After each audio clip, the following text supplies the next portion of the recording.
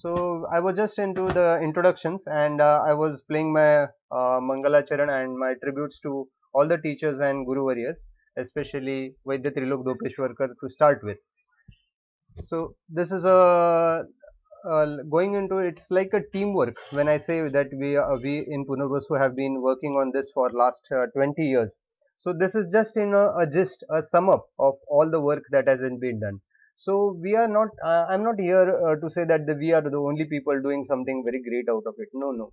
It's very much a first footstep, baby step you could say, into implementation of Ayurvedic concepts, in especially in Bhagna Chikitsa.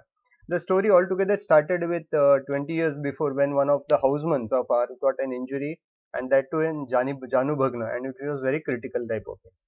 And where Vaidya Trilok Dopeshwarkar sir, with the guidance of Vaidya Suresh Kumar sir, uh, uh, we performed this fracture in Punarvasu. And this was the beginning. And I remember the words of Vaidya Suresh Kumar at that timing. He told us that this is if Pune is being such a metropolitan city and you don't have one Bhagna Chikitsalaya over here, and so what a pity it is. So you should have such a thing. And before that, Vaidya Trilok sir was in Bhagna Chikitsa. We by his qualities and by his passion, we generally, he says that he is a Hada Vaidya. So he had the ancestral knack of union of making fracture unions in his forefathers, and uh,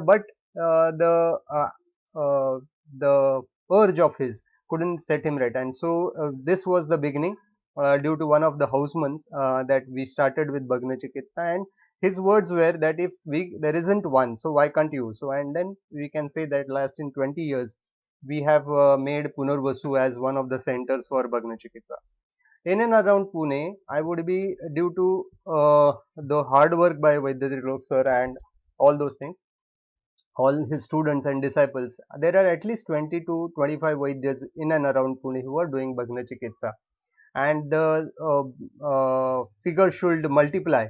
That is what the attempt, what we are going to be doing in going ahead with this lectures.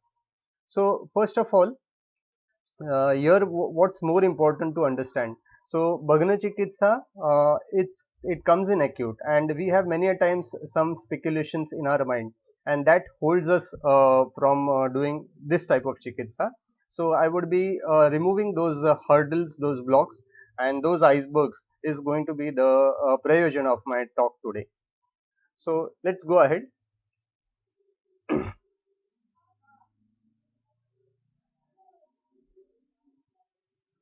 So, in brief, I would be introducing Punarvasu Chikitsalaya representative, established in 15th August 99. So, 20 years of work together. It's an the aim of Punarvasu is to get Ayurveda into as the mainstream health systems of the society. So, it was the first of itself private setup run by a communion of Vaidyas into an hospital, and it was all done due to the blessings of Vaidya, late Vaidya Vidyarthi Vaidya Mava Kolhatkar sir.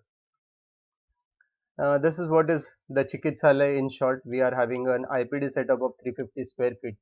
Along with that, uh, we are running all these things, and for last 20 years we have made some SOPs, and these are available into a CD of Panchakarma. And this is the CD with the front page of. There are five CDs in all, which are were in those, and there are about 56 karmas with videos, audios, and all those could be easily, those are in Marathi, those are easily understood by paramedicals also. So here we just have an AV of Punarvasu. So I would just we would go through it, and then I would come back to my lecture. So this is Punarvasu Chikitsalaya. I hope you are getting the audios of it now.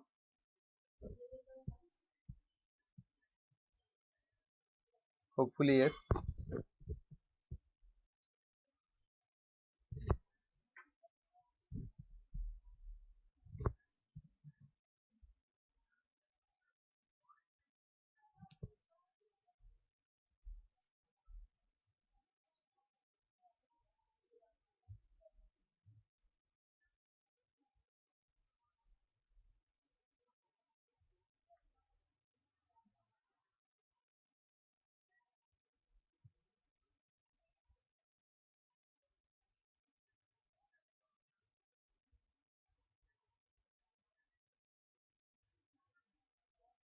I think so. There is some problems with the audios of it.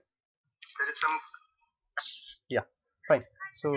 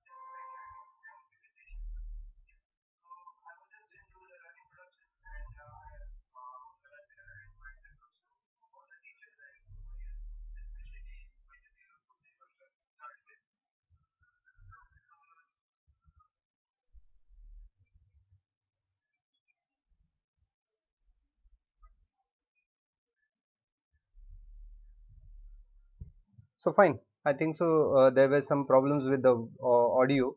You can visit the site of Punarvasu and get the details. This was just an introduction of Punarvasu Chikitsalaya. I wanted to show you the place where we are working and the details of it. So no issues on that. So we would just go live uh, into the uh, next part of it. So this is the CD which I was explaining to you, and now we go to the next part of it. These are the topics which we would be discussing for today's Bhagna Chikitsa.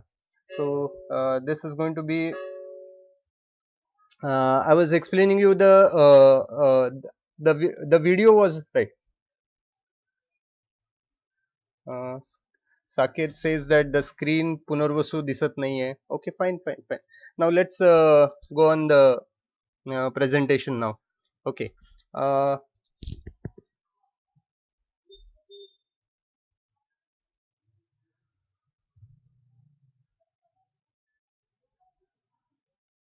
right, right, sir. So this is a let's into the introduction. What we would be looking, first of all, we would going to be going through the scopes and limits of uh, Bhagna Chikitsa, the concepts of Bhagna Chikitsa in Ayurveda, the methodology and material details, insight of the data which has collected in Punarvasu Chikitsalaya, some OPD cases and some IPD cases, the further scopes and challenges with the same, and acknowledgement guidelines. Though let's go into the next slide. So let's discuss the scopes and limits. First of all, when we say that we are having these are the scopes, and for example, like these are the uh, limitations. Let me make it very simple that we as Punarvasu Chikitsalaya had this opportunity to at least see many things over here. So it was easier for us to understand. So people who don't have who didn't have this opportunity, we as Punarvasu through the postgraduate diploma course and through housemanships, we give this opportunity. And there are a number of Vaidyas around with whom you can work on with cases as you get, so that would be a learning for you. So it's let's know the scope. So need Bhagna Chikitsa is a need in clinical practice. That's for sure. Everyone understands that if we say that we are working with ligament tear, we are working with fractures, or if we are working with Sandhi, Shul and Vakrata, Jataja Vikrutis and Marma Bighat Janya Shot and all those things, ligament tears and everything round about that, then the condition of acuteness comes into Bhagna or into abhigat or into ligaments injuries. Then if we don't practice at those hours, then just to work on chronic, it would mean nothing for getting rajashray. So it is for a beginner, I'm basically, I know that the group is going to be of mixed type of for students and for practitioners who are doing practices for last 10 to 15 years, and right from seniors who are practicing for last 30, 40 years. So this is going to be the for especially for the students who are interested to become aspirant Vaidyas. So this in coming period is going to be the need of our, and if we can make this availability of Bhagna Chikitsa in our clinics, then nothing like that.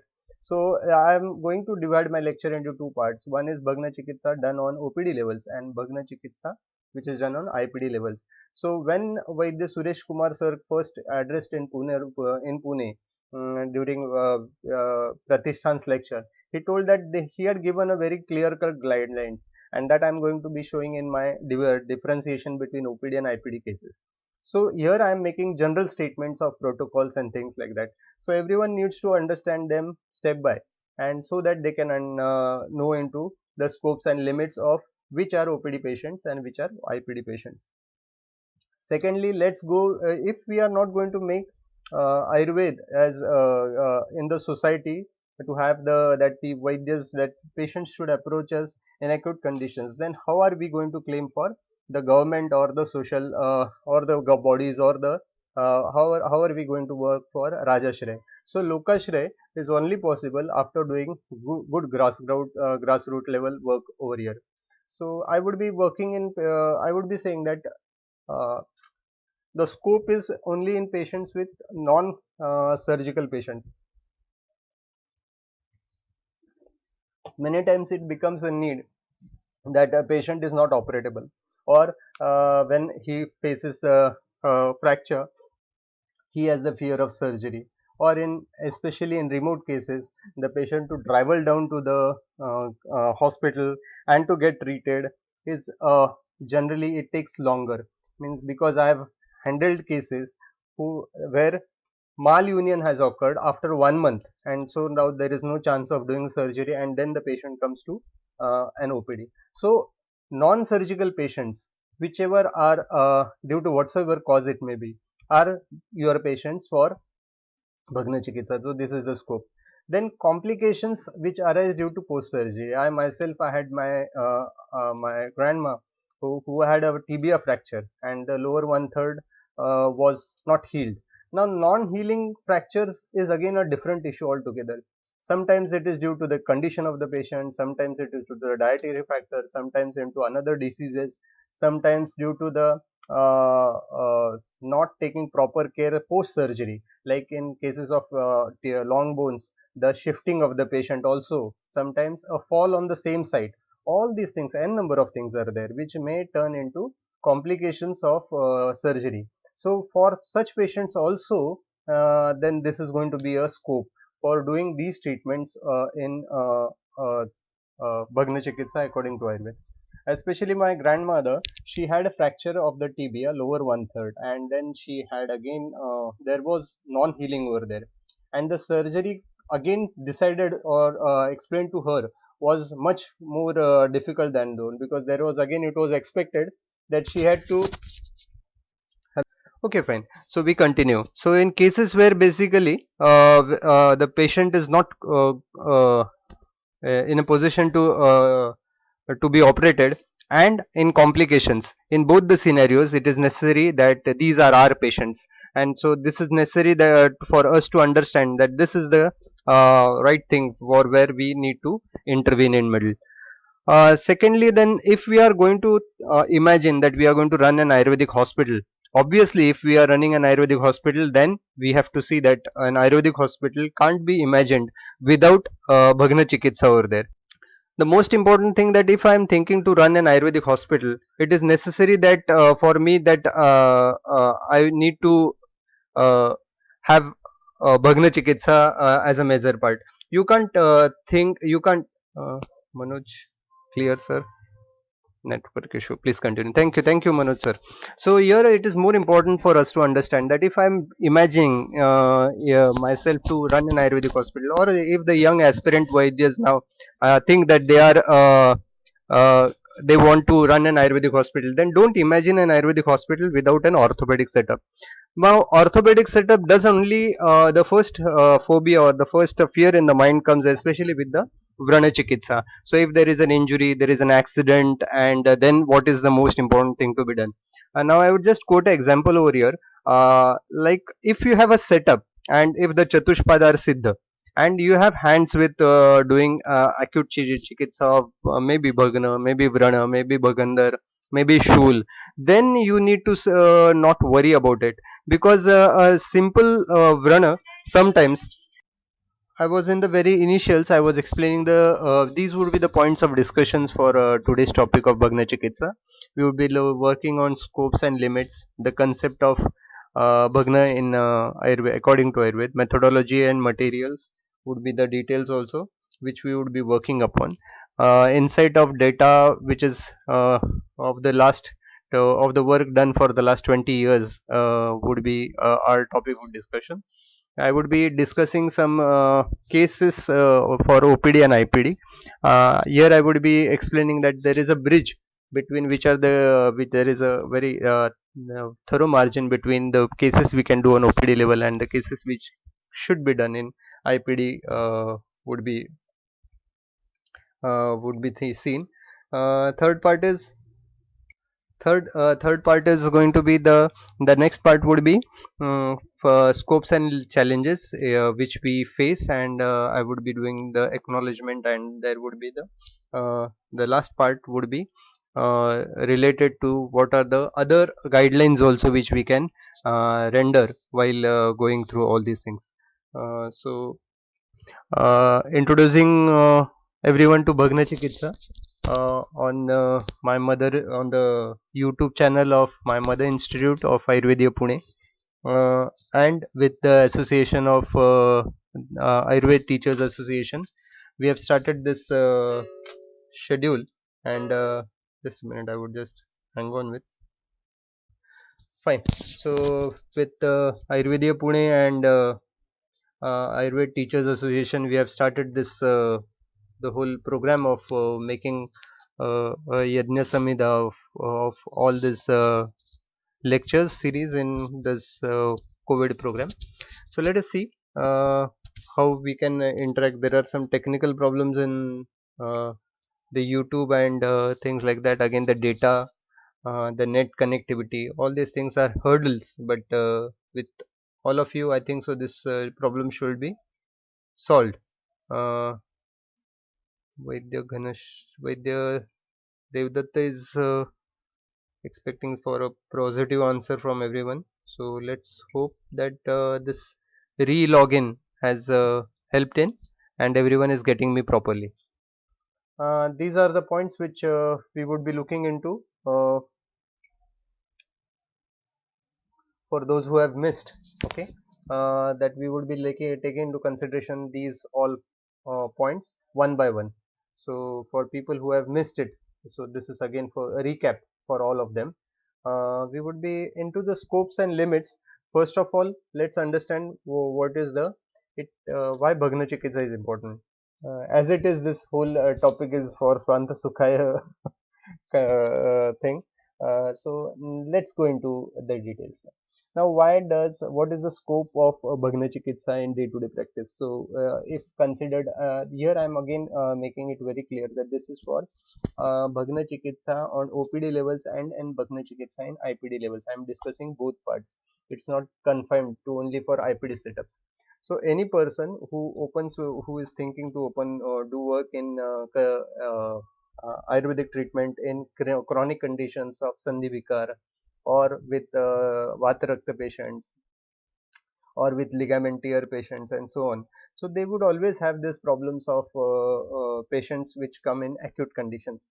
And if you don't practice of Bhagna, or you don't practice of Shula management is not done properly, then it's going to be a tough time for you.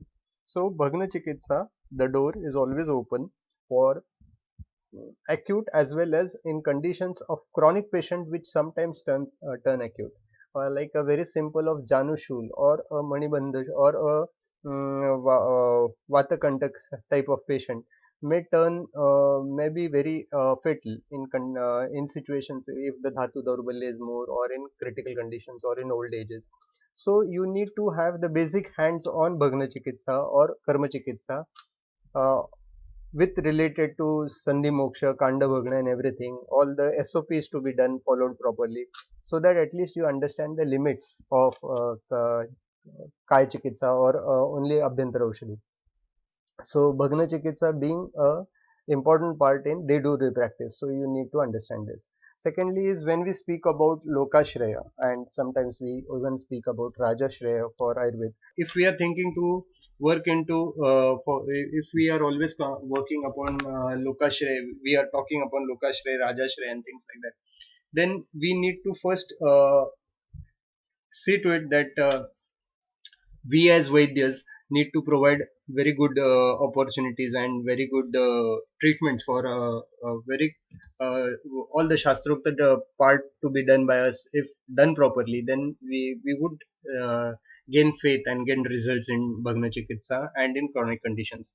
So Lokashraya again depends upon the Vaidya itself. The Vaidya would have confidence if he sees these kinds of things, and so this attempt is to create a uh, what you could to increase the Shastra Nishtha, to show you the concepts which we have done for last 20 years, and so that you will always have strong experience in your mind, and this Smriti would help you to overcome this overcome the phobia of working into Bhagna Chikitsa. Secondly, then if we turn good on patients, if we give good results in the patients, then only the society would be having a very good strong respect for Ayurvedic physicians in clinic in uh, acute conditions, as they have their faith in Ayurveda due to for chronics. So if the shift on is from chronic to acute and Lokashraya is there, then the Rajashraya will always come later. So this is going to be a stepwise things, that's more important. Now, Bhagna Chikitsa for non-surgical patients. There are many patients who are not willing to go for surgery. There are very many conditions where the patient is not suitable for surgery. And sometimes it happens that the patient is not in the vicinity to get himself an surgical done also. So many, even if in every say maybe area of about 150 kilometers, you would find there are in metropolitans also, and in remote places you would find there are people who uh, do union of bones, त्याला हाड वैद्य असं संबोधलं जातं, or they are people who are laymen, but due to experiences and due to their experiences, they do treatments of Bhagna, they do treatments of Lep, they do treatments of Asha, Bhagandar ityadi. Not always all are bad. So the very important thing, you need to, they have techniques and they have certain nuskas which help them all. So many of the patient also go to these people also, and for small injuries, pains, they get treated over here also. So these people without any what you would say degrees and things, do it only because the people have faith in them. And why do people have faith in them? Because they have certainly showed few results. Not all are always to be followed with, but at least you need to understand what is going around you. So that helps sometimes. So all these patients who go to them also, instead of that, it is always better that if you can give some better results. Fourth part comes into complications of due to surgery. There are many patients who have complications of surgery. I was explaining in the previous discussion that my grandmother, she was at the age of 69, or she fell and there was a tibia lower one third fractured. It was many years before, when I was not that much into Bhagna Chikitsa. She was in the remote in the village, and she was operated at the metropolitan and to a good institute. And after few years, after 2 to 3 years again, means right from the surgery that was done, it was always that she was not better. She couldn't, after that surgery till her death, she couldn't ever confidently stand on her legs. And it was a period of about 14 years. That those 14 years, and this is not, I'm just explaining one case which helped me more to go to Bhagna Chikitsa. I don't say that all patients do have such a complication, but these are the conditions. Now, in her case, what happened, that the complication was not entirely due to not the post surgical care, it was not taken properly, or something of that kind, or the surgery was not done properly. No, it was it happened, and that is more important. So such complications are there in many cases. It is due to the condition of the patient. It is due to complications in surgery. It is due to the diet that is followed. It is due to multiple diseases that the patient suffers from. It is the post complication care. It is sometimes that the patient may fall on the same side again. N number of things happen in these complications which we see. So all are not due to not doing a good surgery. There are n number of things, but we have to treat these conditions for after surgery also due to complications. In my own experience, I had such a patient.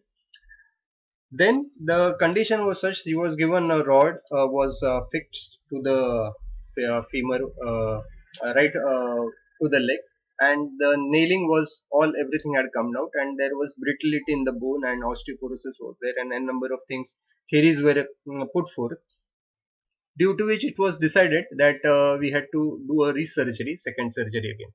And in the second surgery again, grafting was suggested. If there was osteoporosity before, uh, I was not confident of, to go for a second surgery, so we removed the fracture, removed uh, uh, the metal part of it, and again did the Ayurvedic treatment for the same, and under in Punarusu Chikitsalaya under Vaidya Triloksar. So even by those, the quality of her life was better.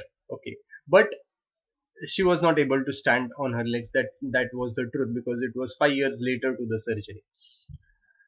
My experience says of Bhagna Chikitsa, I have seen patients who are with where the bones and the nailing and plating doesn't fix and doesn't stay together. Those bones and the amputated and the fractured part, they work as joint in future. I have treated few cases of such a type also, that the that the forehand bone has been fractured, and then he goes for a surgery which doesn't go work the work good. Then he removes the nail part of it, the metal part, and again it happens that it can be worked as a second joint also.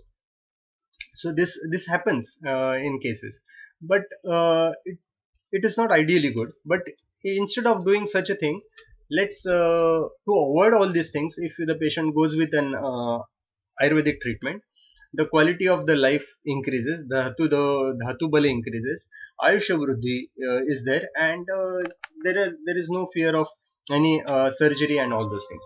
So it is necessary that, so these patients, whoever are fearing of surgery, whoever are, the dhatu daurbalya is there, vardhakya is there, and have osteoporosity by itself. So if this is the condition in patients of dhatu daurbalya, in patients with old age, and here we have to we have to see that Ayurveda would be a better option.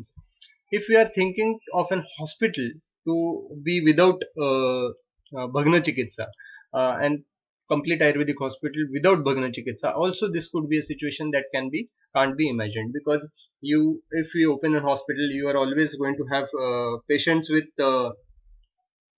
trauma.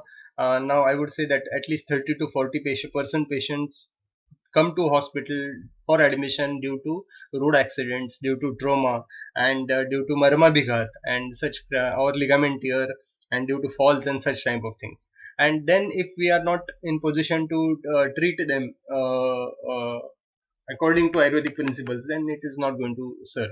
So all these things are more important. Most important for all of us to understand is that these are the scopes, and what limits us from today's practices in Bhagna Chikitsa are very simple. First of all, it is Drushta Karmata Abhav. So people do not have this, all do not have this bhagya or this faith to see Bhagna Chikitsa done well by their own in their own experiences. Majority of also before 20 to 25 years in Pune didn't have this freedom. Now due to Trilok sir and due to Punarusu Chikitsalaya, you have an institute where you can at least see some patients, and patients can be drawn in, but everyone won't. But in last maybe 20-25 years, uh, students who have passed on from Punarusu or done their post graduations have that much of skills in them that they can have hands on Bhagna Chikitsa.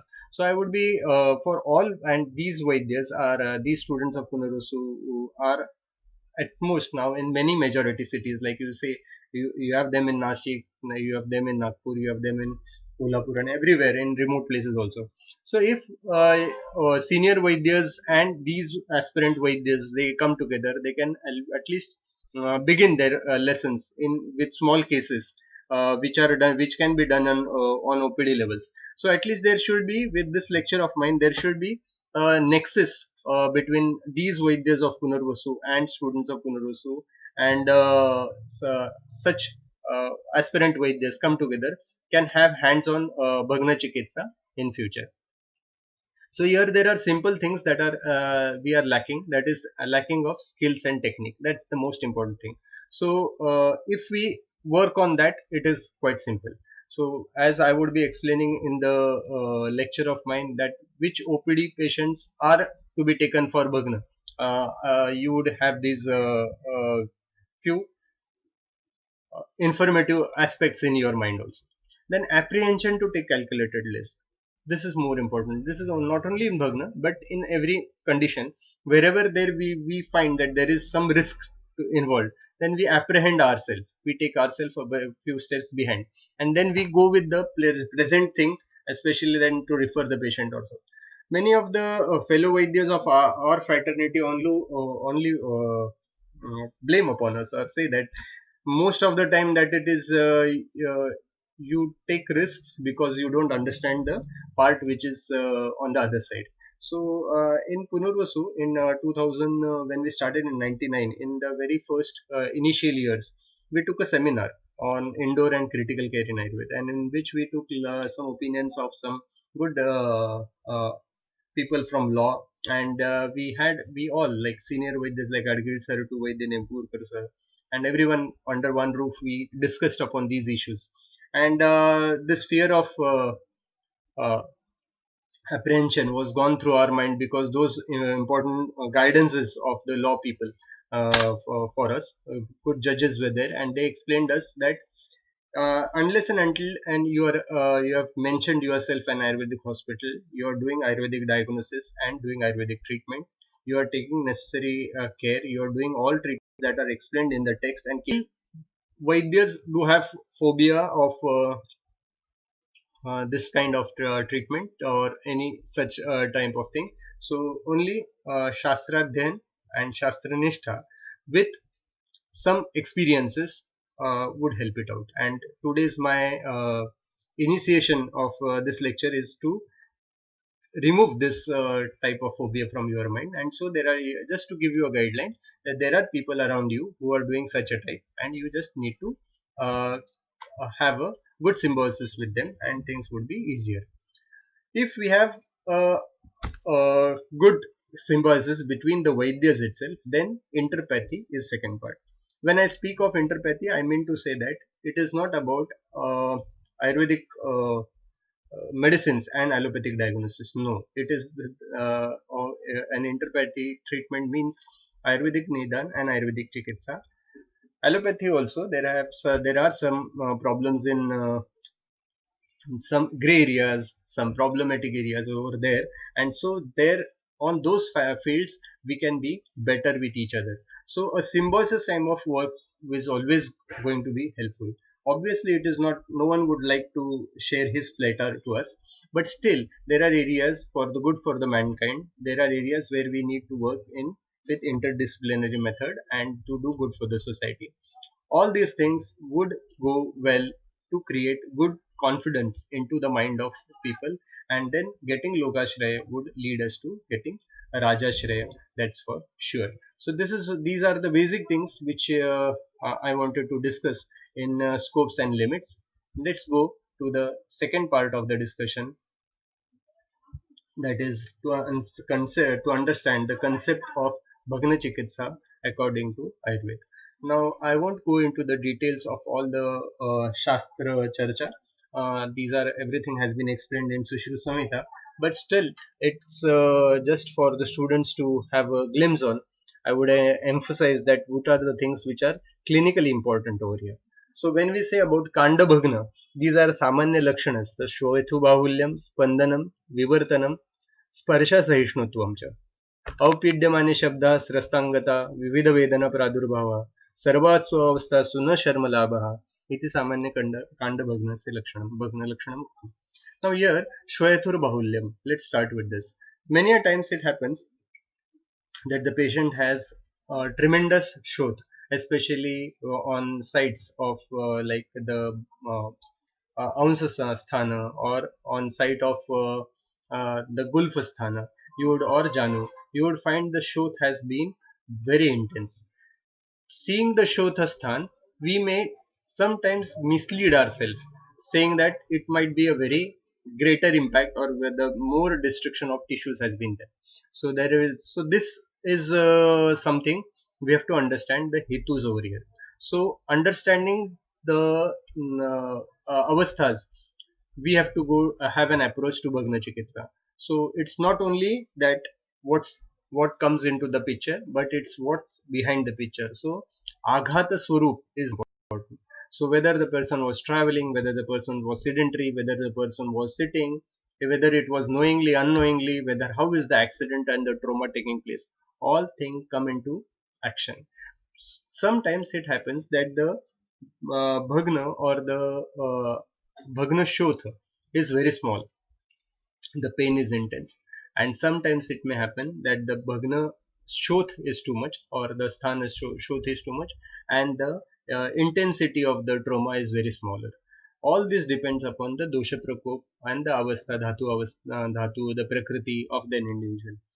Uh, so Shvayathu is more important and Shvayathu Bahulyanya is more important for us to understand Bhagna. Spandanam, sometimes there is some Spandana shul over there. Spandana is also there, you may find. Vivartana, so the Sandhi, whichever it is, or the, sorry, not the Sandhi, the Kanda Bhagna, the Asti or the Ashaya, which should be in a proper space and size, doesn't seem such. So it is Vivartita. So it is not having, it is twisted, as to say. So this many a times is seen in on the hands, on the legs. It is that it becomes vivartita. Sparsha sahishnutvam. So whenever there is pidana is a very different story.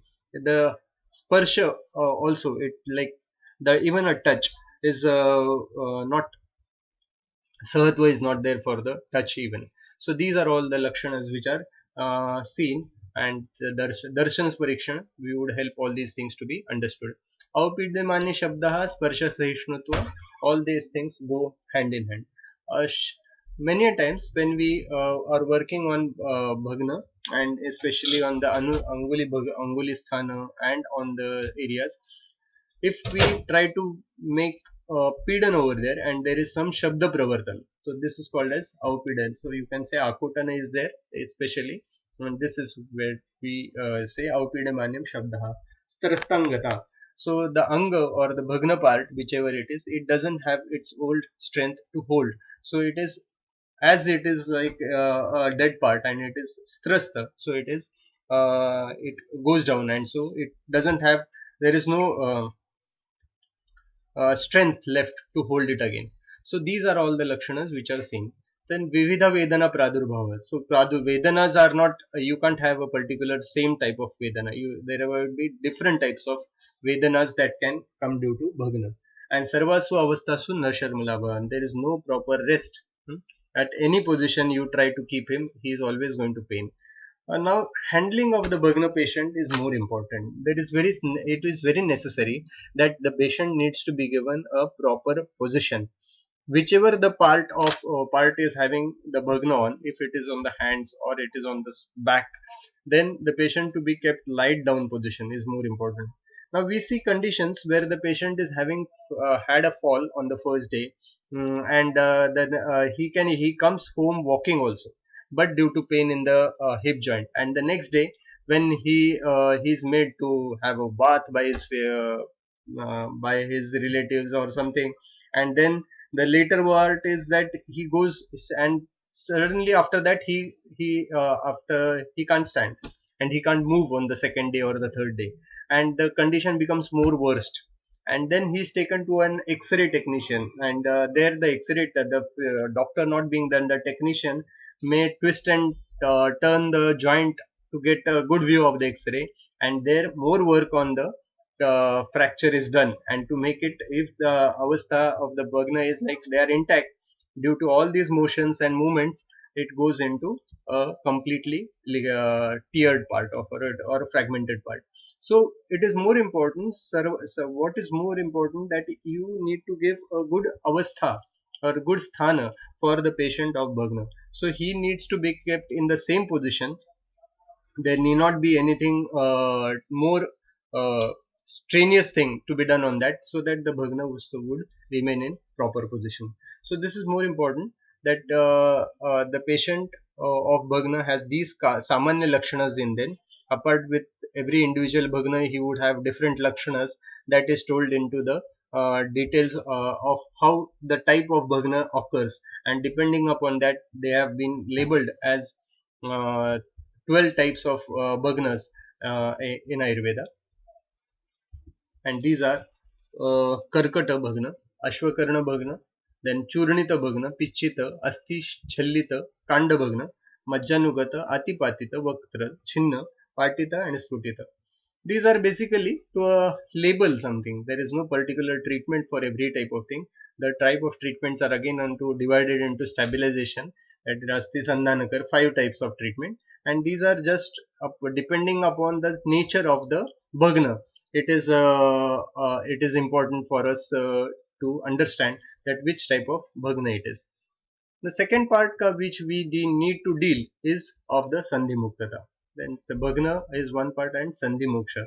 Here also what happens, many a times there is a Bhagna and Sandhi Mukta together, or sometimes there is only a Sandhi Moksha.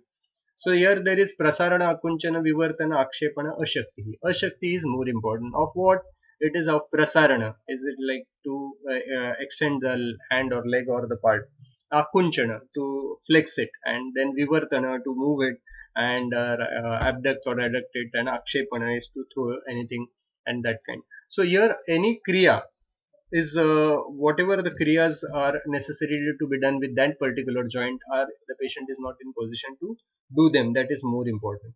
So Ugra Rujatvam as compared to Kanda Bhagna, there was Sarvasvastasu Na Sharma Labha, here Ugra Rujatvam, Sparsha Sahatvam, and these are the Samanya Lakshana, and depending upon their types, again they are divided into 6 types, and it is Utpishta, Vishlishta, Vivartita, Avakshipta, Atikshipta, and Tiryakshipta.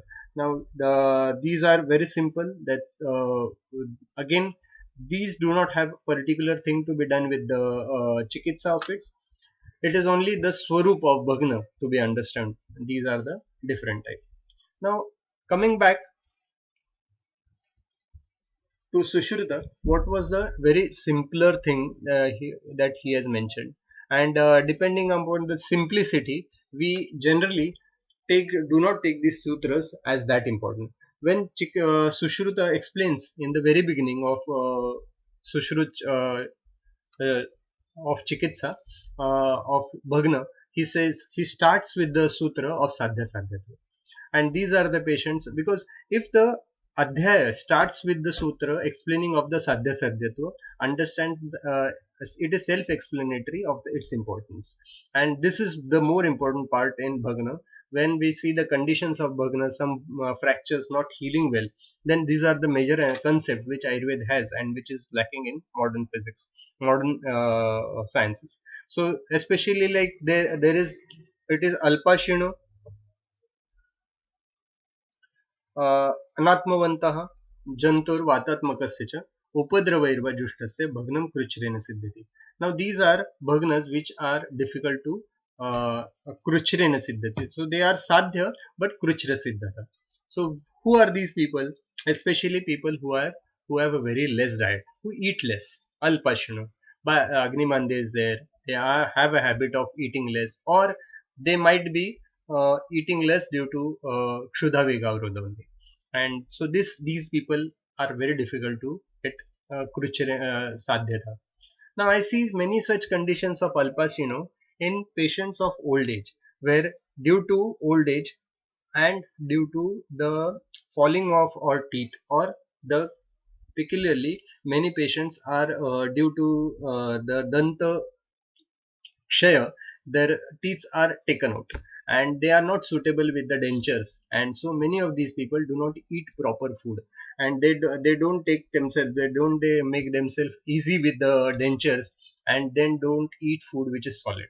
And so with there is aruchi, because ruchikasti is not there, and then they become alpashino. And all these conditions, right from patients who are having agnemandya till the old age people, you would find these alpashino patients are prone to bhagna. So the reverse is very true, and alpashinotva is a leading cause of old age bhagna, is one of the example, one of the important takeaways that we have seen in last 20 years. Anatmavantaha, patient who doesn't have keep any control on the indriyas or on the mind. So not have following a Pathyakar diet, not following the advices of the Vaidya, doesn't follow any advices of himself, and then goes on eating too much of Katu Amla Lavana, and doesn't follow the particular protocol explained to him for Bhagna. All these patients are Anatmavanta. Then any patient who is Vata Prakriti, Vata dominant dosha or Vata Prakriti person, are all these the other patients who are having Upadrava Jushta are all going to have difficulty in treating themselves and getting better from Bhagna. That's very simple. Now, again, apart from this, the rest are Sadhya. That's the advice. So, for patient, so very simple thing, patient should eat good, patient should look into the dental cares, he should follow the advices, at least he should follow the advices of the Vaidya until he is getting better from the Bhagna. He should follow pathyas during that period. He should always see to it that he does Vata Prashaman Chikitsa, so that you do not fall yourself into Bhagna. And then general health of the patient. If you have to, if any one of us wants to give advice for a patient that he doesn't want to become a patient of Bhagna, then these many things are thumb rules that one needs to be followed. Then with Anvay and Vyatirek, we understand these simple things. Now let's understand the second sutra, what Sushruta says. Before going into treatments, he would say that Sadhya Sadhyatva, and then he comes into the second important part of Bhagna Chikitsa, that is Pathya Pathyatu. What are the pathyas? He says very less about the apathyas, yes, but about the pathyas, he mentions first that a person who is having bhagna needs to follow Shali Mausarasa Kshirha Sarpi Yuta Satinajaha Bruhanam Channapanam Cha Deyam Bhagnaya Janata. Now Shali Mausarasaha and Shashti Shali is the rice we have to eat. Then you can just keep yourself from Shali Shashtika. You would find diabetic patient, or you would find people who say that they never eat rice. Now the myth between all these things, you can't remove it from their mind, but once they become a patient of Bhagna, you have to put it in their minds that this is the foremost food, the staple food that is necessary for you to follow. So Shali Maunsa, Shali Tandur, that is rice is more important as a major food, staple food. Along with that, you eat Mausarasa. People who are not Satmya with Mausarasa, or do have some, they can go with Kshira Sarpihi. They can go with rice and Kshira Sarpi. Or you can go with Sarpihi Satinajaha. So again he says that you can have Tinaja, it's a Sarpi, so that you can have any person who is not comfortable with just with rice, or just with rice and ghee, can have Yusha of Tinaja, Kushtaka, or any you can say Kalayaka. All these things you can have the use of them, but if they themselves by themselves they are Vata Purusha Vruddhikar, Vata Vruddhikar, so the Gamitva is there, porosity, Kashaya Rasatmakatva, again the Gamitva is there, and then you go towards it with Prachura Ghrita. So Yusha with Sasarpihi, that is more important. Then again that would help it to reduce the Vata Prakop. So Gamitva Dravya are different, and again you have to keep yourself fixed to a part that everything that is Vataprashaman, Bruhana and Laghu is the major important part that is going over here. So these are the simple things that are explained for a diet, and everything that is Bruhanam, Channapanam cha Deyam Bhagnaya Janata. So Bruhana is a most important part that you have to follow. You have to follow the Bruhana Chikitsa over here. That's the only thing. Now we go to the next part, that is what is Apathya. So Lavana, Katu, Kshara and Amla. Everything that is Agni, Akashatva, Vayavaya are to be avoided. So Lavana is to be Lagana, Katu, Kshara, Amla are the major rasa to be followed. And so in Bhagna Chikitsa, it is a very important part that you keep the patient on Nirlavana Ahara. So just to keep Lavana outside, not to take any Lavana. In patients who develop aruchi due to alavanatva, for them you can just ask them little bit to take in sendha, that too in very small quantity, because we again do not want them to become alpashino, because ahar to be done good, ruchikara, if they take good, then only the bhagna is going to be sandhana. And then you have to keep them away from maithuna atapan Vyayamasya na seveta bhagnaho. Then you have to the every bhagna patient to be kept compulsory. These are the important things that he doesn't follow. He follows brahmacharya. He doesn't take ratri jagarana. He doesn't do atap sevana, and he doesn't follow do any type of vyayama. Here you would see some controversial things, like in present world you would find that they are the patient with knee surgery goes with with the if, even if a hip joint surgery, on after the surgery, even on the even immediately on the second or fourth day, they are asked to walk and do physiotherapy later on. And here it is told that vyayama na seveta, and particularly when it is in old age, we have to keep them away from vyayam at least for 45 days, and so this is more important. Atapa maithunam vyayam na seveta bhagno, and ruksham na evamcha. And every patient, any patient of bhagna need not eat any dry food. So he should needs to take, more important is prachura matra of sneha again. So any, when there are two negations, that in the previous slide there was emphasis on sneha, and here there is emphasis on ruksham na seveta. So it gives us a strong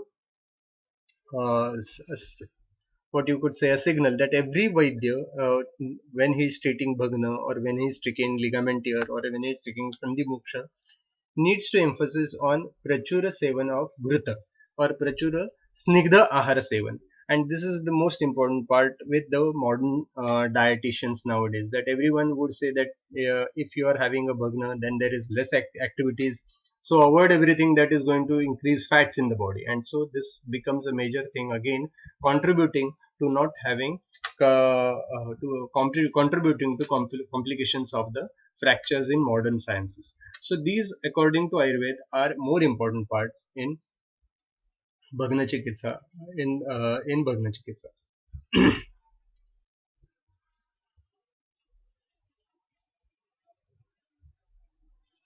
Now, the third part we would be going into the material and methods of Bhagna Chikitsa.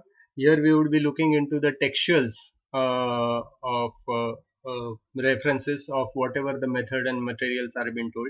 We would be looking into protocols. We would be seeing the dhara, the lep, the videos and audios of them. Uh, then we would see the methods of Bhagna Sthapana, and then we would see the Kala Maryada for all of them. So I think so with the present schedule, we have missed many things, and we are a little bit too slow behind the process.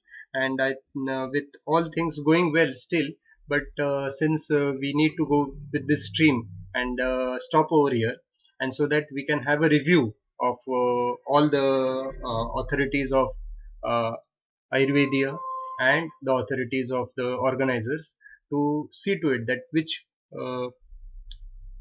is the way that we go further. If YouTube, with all these problems, and with the live chat, whichever of for 50 minutes what we had, if it's going good, we can continue with YouTube, or if it's not working well, we can go to Go Meeting and whatsoever. So here I rest with the topic of today's discussion on Bhagna Chikitsa. I know that there were n number of problems over here in getting my voice, the audio, the video, and again, but you all have patiently heard me for a long time, and I would again thanks to the organizers, Ayurved Teachers Association and Ayurvedia Pune, for giving me this chance to have a discussion with you on Bhagna Chikitsa. I always, I being a part and parcel of Ayurveda Pune, don't think it as a different institute. It's the mother institute of mine who has created a good Vaidya of a student of me. So maybe it to say thanks to Ayurveda Pune is like self. Again, it is like within the house only, but it is a part and parcel. It's necessary on this dais to share my thanks to all the people behind the screen who have made this program run well. So right from Vaidya Devdatta, Vaidya Manoj Chaudhary, Vaidya Ghanasham Marda, and Vaidya Samadhan Patil, all who have helped me out in making this effort go live to you. Is mail me. You can send it to the organizers, and I would answer those questions in the session to come. Thank you.